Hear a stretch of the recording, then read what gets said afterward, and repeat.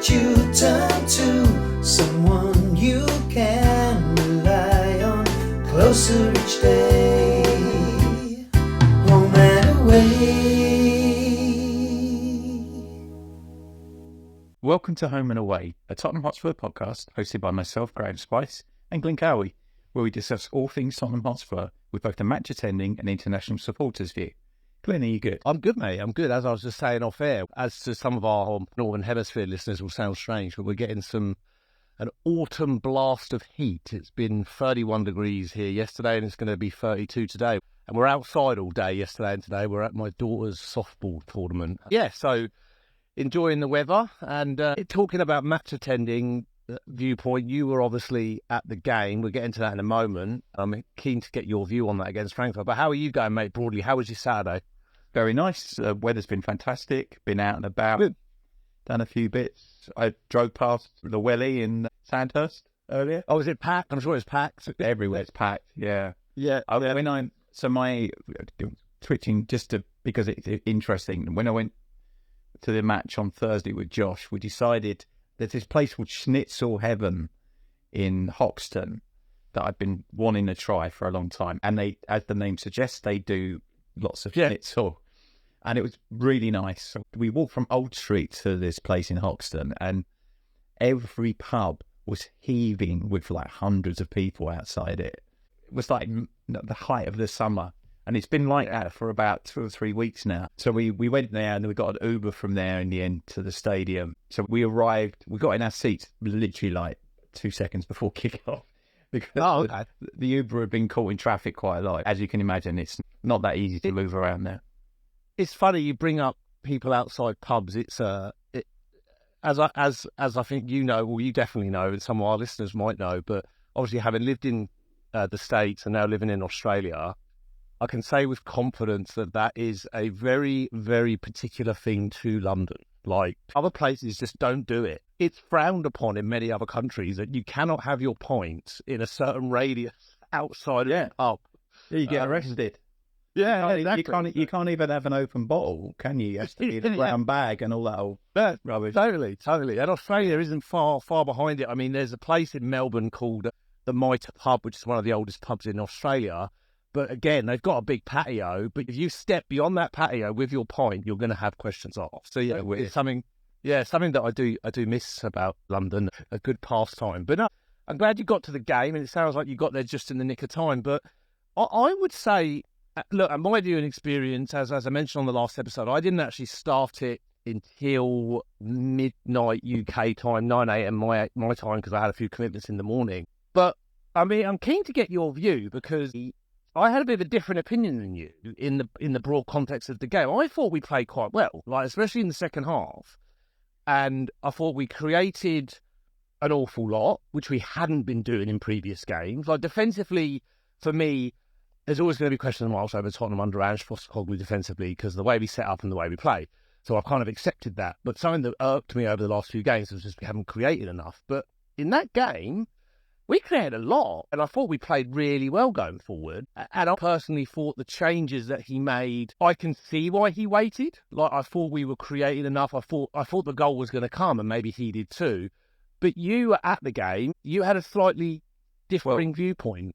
I thought we played really well in the second half. We had a period in the second half where we made a lot of chances. We put them under a lot of pressure.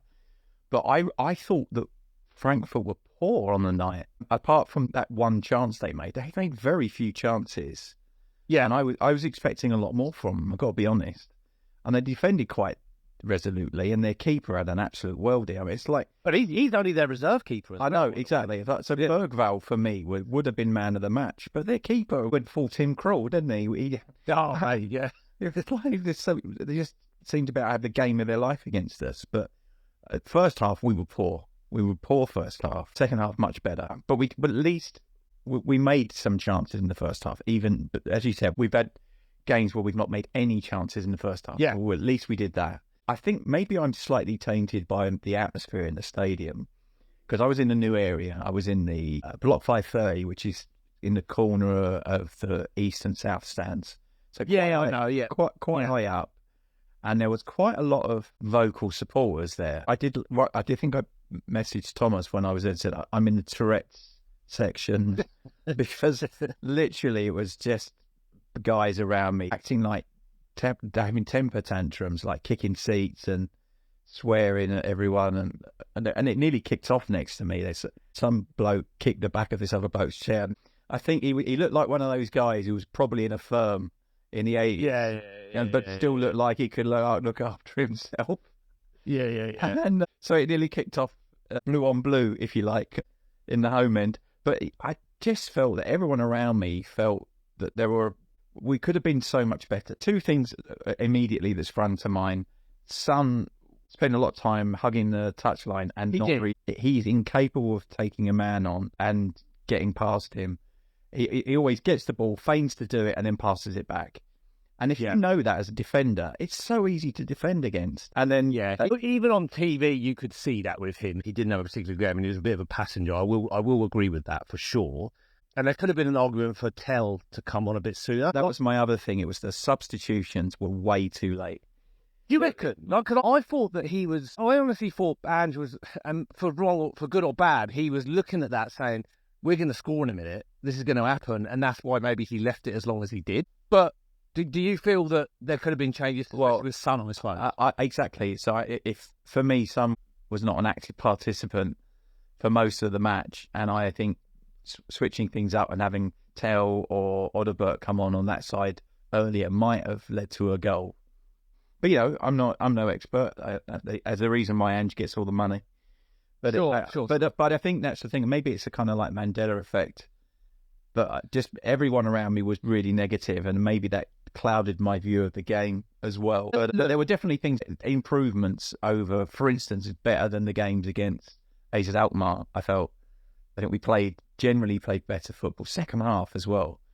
We had a woodwork twice, didn't we? And then the keeper made about 3 really good saves as well. And the one thing, just to give a balanced view here on the good, the bad with the good for me, there was moments that Romero did it at least twice. And he was playing up front at one point, wasn't he? Well, yeah. And there was parts where he would get sucked into the middle of the park, and there was times when other players were doing it too. We just didn't give the ball away, like for no good reason. We'd make like a suicidal pass, and then we were all out of position. Correct, and that really played into Frankfurt because that's how they like to play. Exactly. And there was one time that happened. Romero was in the number 9 position, and Son was playing as a centre back. Yeah, and they had a break against us, so we got lucky. But it's just a bit chaotic. I think is probably the best word. I like the flexibility for people to move around and maybe if they brought the ball up to stay up. But it was clear by that stage that everyone was out of position. Yeah, I don't know. Yeah. And look, I think maybe our listeners will disagree with me when I'm about to say something about myself, but I don't think on many episodes I have a pop of the officials. I think I'm a pretty balanced football fan. Yeah. But I thought they were absolutely atrocious. I mean, there was at least 3 that should have been corners. At least. Yeah. There was a handball somewhere in there as well. Yeah, there was a handball, and there was a bear hug on Son at one point. Yeah. Should have. And also, it was bizarre. The very little time added on. Like at the end of the game, it's 3 minutes added on. I haven't been to a single Premier League game in the last 3 years where there's not been at least 5. I don't think. Well, then there was definitely, because if you factor in substitutions, you factor in decisions, you factor in and by the way, we can't talk about, actually, let's go back a step, that both goals were really good. That we talked about that Eteke, a good player, mate, really good player. He is, but I felt like we made it pretty easy for him. No one laid a glove on him as he weaved his way through the defence, did he? No one closed him down. But it was no backlift on it. It was a great finish. No, it was a good finish. Yeah, no, lovely goal. And then I thought, funnily enough, the player I'm going to talk about in Porro's goal is old mate Johnson. I don't know if you noticed this, but he was right behind. He was waiting for that tap in. And that would have been literally his contribution the whole game.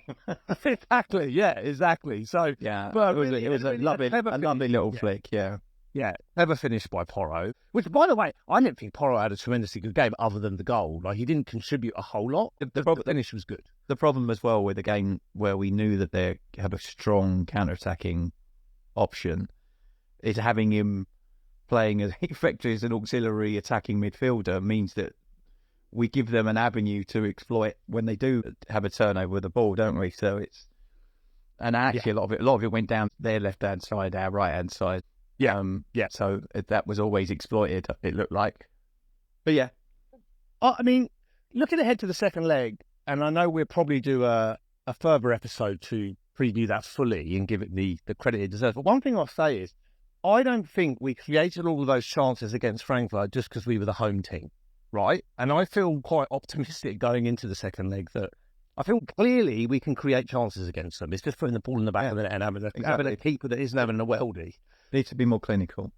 Yeah. So, look, some differing opinions there from you and I, but I think on the whole, would you, given the form that we are in and what we've been served up, were you glad we didn't lose the game? We got the draw, or would you? I mean, obviously, I'm not. We're in the top. Well, I'm not one of these supporters that actually wants us to lose, so we get rid of the manager. I walked away. I wasn't disappointed at the end of the game. Do I think it will be enough to take to Frankfurt for the second leg?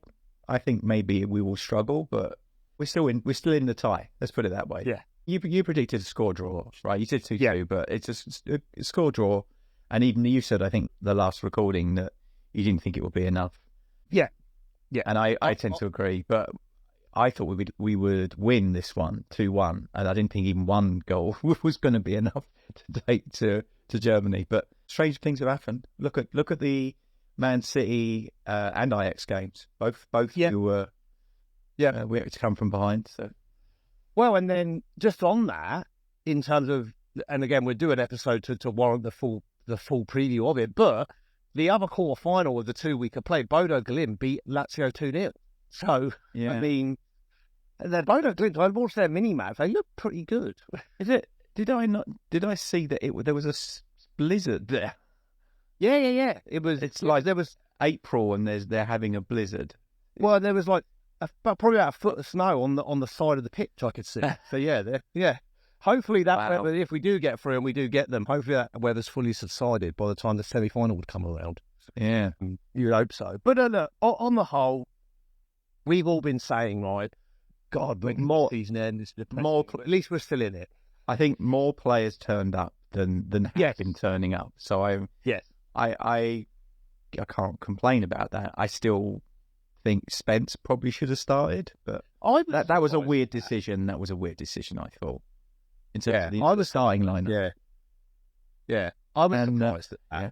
And I saw that Odobert had a scan, I think the day before the match. So I was expecting him not to be involved at all, and he did come on later on, didn't he?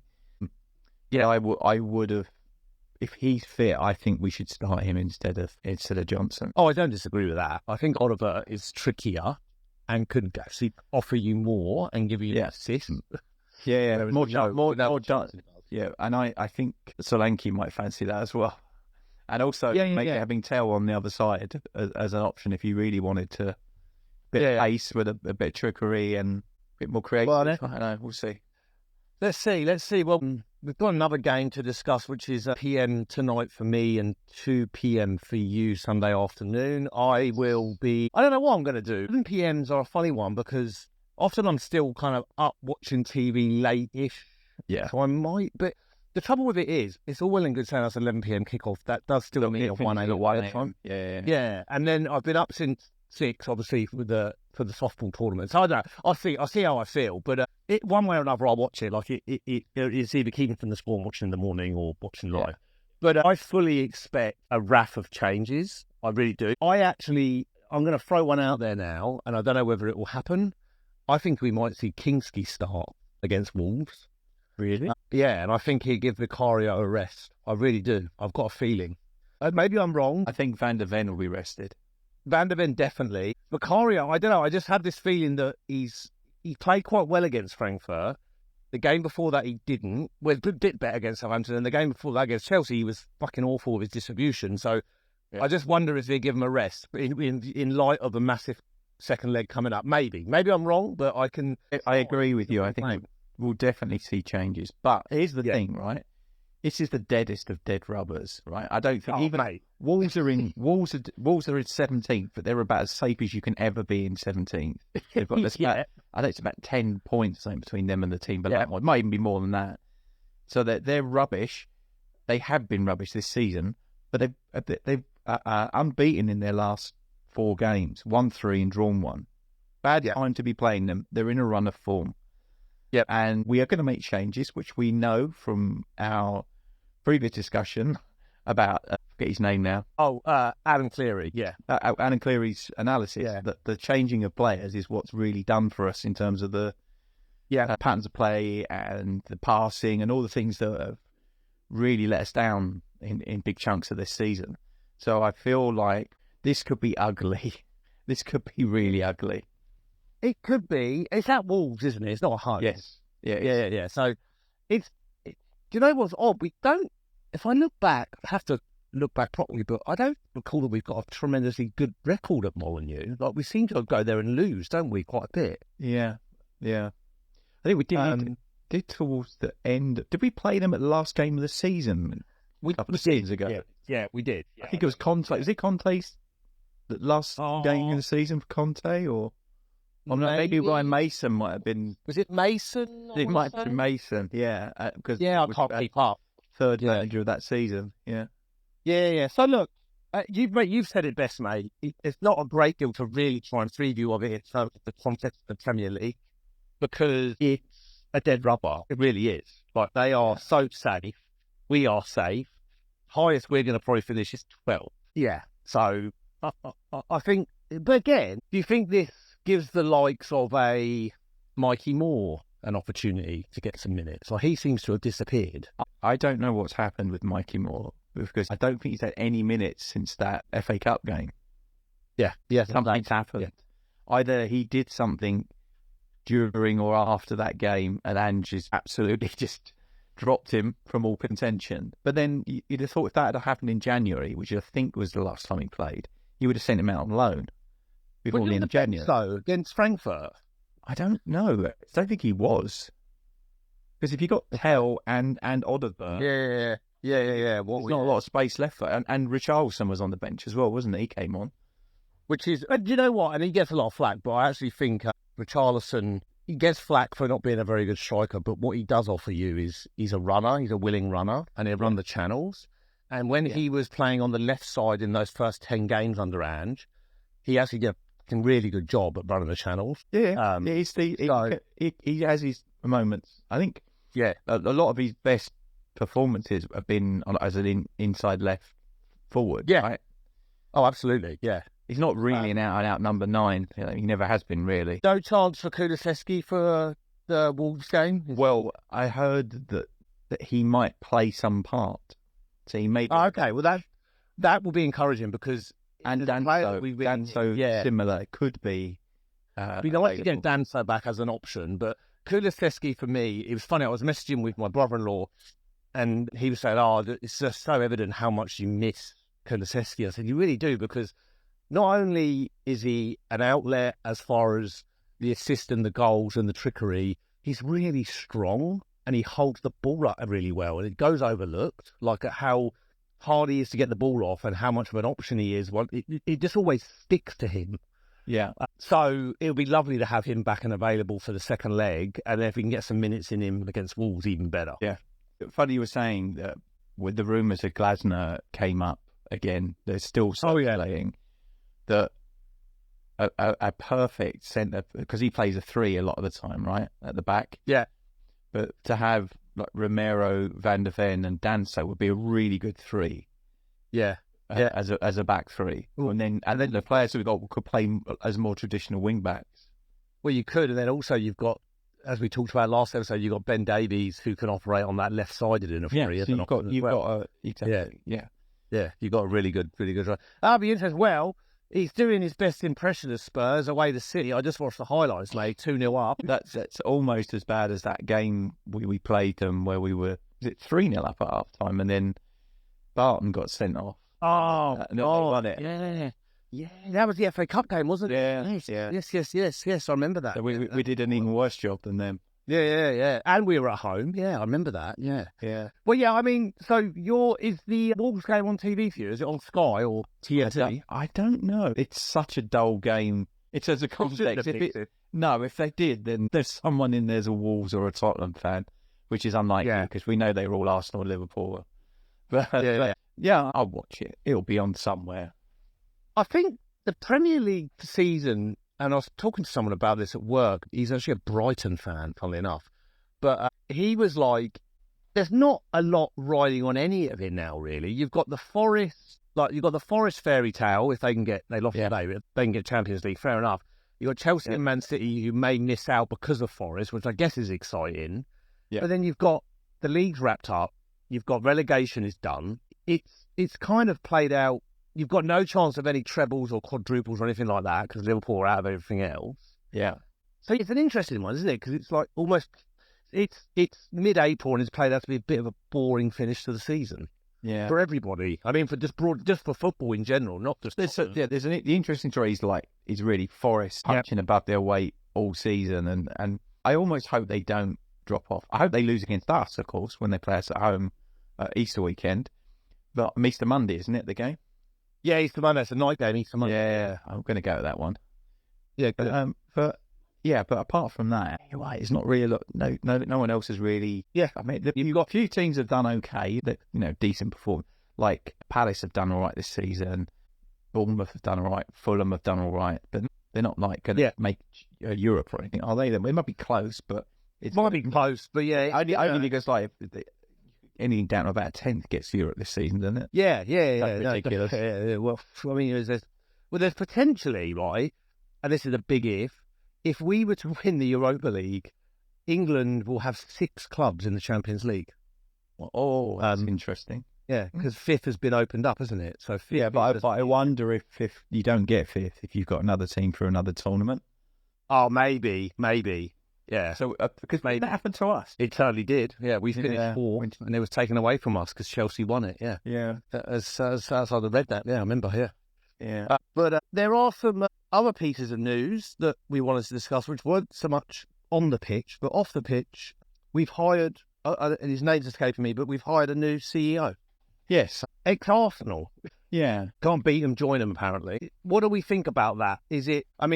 I said off air to you, often when a new CEO comes into a business, which I've lived a few times, changes are made, people are culled, things happen. Do you feel that this could be a bad sign for Ange with this new CEO coming in? I guess we'll see. It's Vinay Venkatesham, I think his name. Okay. I probably butchered that. Apologies all round for that. But and he's quite an interesting background. So he was the CEO of Arsenal. But he had various roles there over the years, including manager, director, chief commercial officer before he became CEO. Before that, he was a non-executive director of the British Olympic Association. He worked on the London 2012 Olympics and Paralympics. And he served on the board and executive committee of the European Club Association. So he's been involved in sport for like 2 decades. So he's an experienced guy. I've read nothing but positive things about him from Arsenal fan supporter groups. They seem to think he was instrumental in improving the relationship between the fans and the club. Which, let's be honest, we could do with a bit of that at the moment. Absolutely. And I also, the other thing that I read was that it might be a positive thing for the women's team as well. Because apparently he's been instrumental in a lot of the success that the women, in setting the framework in place for the success that the Arsenal women's team have had over the years as well. So all in all, it feels like a proper footballing appointment. Someone with experience. Yes, he's been at Arsenal, but, and so was George Graham, mate. He was just as popular, wasn't he? But it's happened before, and in a non-footballing capacity, it doesn't bother me in the slightest. Really? Yeah, it doesn't bother me. But football is a business more than it ever has been before, right? And if he can come in and do good things on the business side and the football side, all the better. I don't care where he came from. So interesting, it says here, he will be responsible for overseeing all operations at Tottenham Hotspur, both on and off the pitch. His extensive experience in football administration and commercial operations position him to contribute significantly to the club's ongoing development. The impact of his appointment on the current chief football officer, Scott Munn, remains to be seen. This is what we were talking about earlier. This jigsaw feels like it's got one too many pieces in it now. Absolutely it does. And I wonder if Scott Munn maybe they're looking at that broadly and saying, well, maybe you haven't delivered on what you said you would. Do you need to go? And then I actually think Johan Langer, I think he's got a lot to answer for in terms of the recruitment side. Yeah, I think I can see him having a clean sweep again. Yeah, maybe. And maybe won't include the manager. Maybe the manager will stay. I saw something that said if Ange goes, then Munn will go as well because it was his man. Yeah, which would be interesting. Apart from the signing of Ange and Langer at the beginning of all this, I don't know what Scott Munn's been doing. I don't know what he does. It's difficult because a lot of these very executive level roles are not sort of day-to-day visible work. But I don't know. He's be interested to see, but it's not an immediate appointment, isn't it? He doesn't actually start until July 1st. Yeah, in terms of the role. Yeah, okay. Well, but a bit like Scott Munn didn't start. He was on gardening leave for God knows how long, wasn't he? Yeah, well, I think I shared a story offline that my mate, after the Perth friendly a couple of years ago, my mate Tony saw him at the luggage pickup and said hello, shook his hand, and then, but obviously he was on gardening leave, so there wasn't much to try and find out or fish for. But yeah, no, well, interesting appointment. So look, onwards to the dead rubber, that is Wolverhampton Wanderers versus Tottenham. I don't know if you had anything more to cover, mate. I've got one thing. I haven't seen any of the matches from today, or highlights or anything. I just wonder, because today is the start of the semi-automated offside technology. Oh, yeah. Being in place. Yeah. It was used to disallow a goal by Eze, apparently. And that would have made it... yes, I read about this. It would have made it 3-0 to Palace. Yeah. And then they obviously lost the game 5-2. Okay, yeah, I hadn't thought that. I think it's... I don't know, does it leave a bit of a weird taste in your mouth that the Premier League or the officiating have brought this in with, 6 weeks left of the season, or not even a month left of the season? Yeah. When there are bona fide offside goals that were given by humans because it was VAR that could have maybe been given another way if it was semi-automated. For me, something like this shouldn't start until the new season. I know. Once they miss the start of the season, they should have just started next season, I think. It's much like how I feel about VAR not being used in the League Cup until I think you get to the semi and the final. Yeah. Well, hang about. But then if there has to be the assumption then at that stage that the teams that are in the semi-final have the facilities to do that, because if a lower league team made it, which it wouldn't be used, would it? Yeah, exactly. Wouldn't. You can't use it. They don't have it. Yeah. Yeah. So it's almost a bit of an elitist view, isn't it? I'm just interested to watch a game where it is used to see if it speeds up the process and gets more accurate results. Because let's be honest, the footballing experience is massively interrupted by an extra referee. That's what he is. He's just another referee sat in a room watching it on telly. And it makes the whole stadium experience shit because you can't celebrate a goal until you know that it's definitely a goal. Well, and this is the other thing that frustrates me a bit. They take 6 minutes to decide on something like that, but yet when goal kicks are given that should have been corners, they can't have the VAR person in the room say, actually, no, that's a corner. What are you doing? That's because he was too busy on his betting app. Yeah, exactly. Yeah, I don't know what came of that. I saw the article about it. I'd like to know if he's been sacked or something. Yeah, probably not. He's probably doing an advert for Bet365 or something. Yeah. They've now got full branding on his shirt. Yeah, next game. No, indeed. Well, no, good stuff, mate. Well, enjoy the game however you watch it. I will either be in touch when I've watched it in the morning on Monday, or maybe I'll watch it live. I haven't decided yet. But I'm going to go and watch some very different type of ball now, softball. Let's see how they've got 3 games today, and they've won 2 yesterday and lost 1. I think if they win 2 today, then they're into the semi-final. So wow. Thanks, mate. And as always from me, we will do a preview before the second leg because that's going to be huge. But as always from me, come on, you Spurs. Thanks to everyone who's listened in. Please like and subscribe to the podcast to tickle the algorithm so we can get in front of more Tottenham supporters. And to close us out, as Glenn said, come on you Spurs.